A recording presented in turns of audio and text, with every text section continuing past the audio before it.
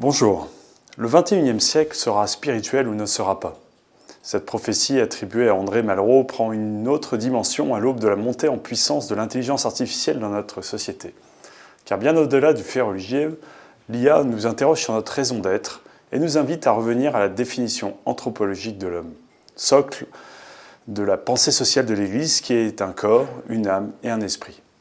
Notre corps, matériel et maître de nos opérations, a déjà vécu la mise en concurrence avec la technologie, avec l'apparition de la machine à vapeur ou dernièrement celle des robots, qui ont démontré une efficacité incontestable pour remplacer inexorablement l'être humain.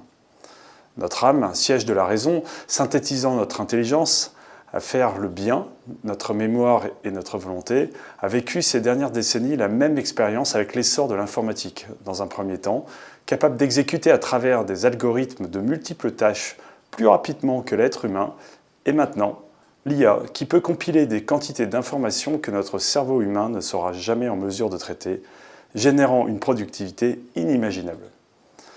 En résumant l'homme à ces deux dimensions corporelles et rationnelles, il devient évident de nourrir des inquiétudes sur la future place de notre espèce dans notre nouvelle société où la technologie le dépasse immanquablement.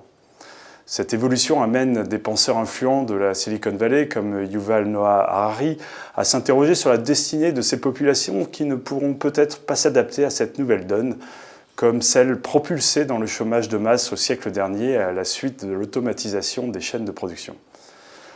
Mais l'homme possède cette troisième dimension de l'esprit, qui a été si écartée depuis que nous avons basculé dans cette société cartésienne et productiviste.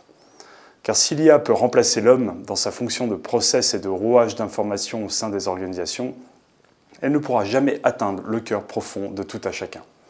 L'IA ne pourra jamais remplacer la personne humaine dans cet esprit qui rend l'homme plus grand qu'il ne peut se voir et se comprendre, et dans cette communion des cœurs qui fait sa force et sa résilience.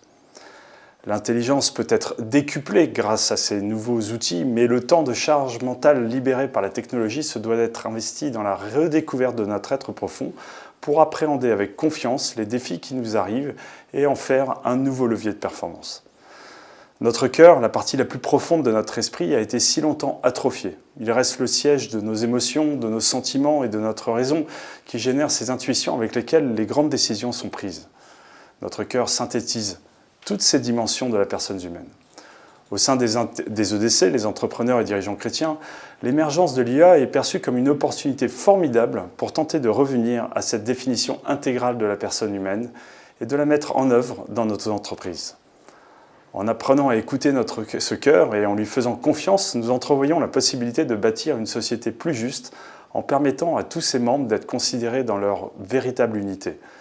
Le retour à cette verticale du cœur et de la spiritualité est une opportunité que l'IA nous offre en nous amenant à voir un nouveau monde que l'on ne verra bien qu'avec le cœur, comme nous dirait le Petit Prince de Saint-Exupéry.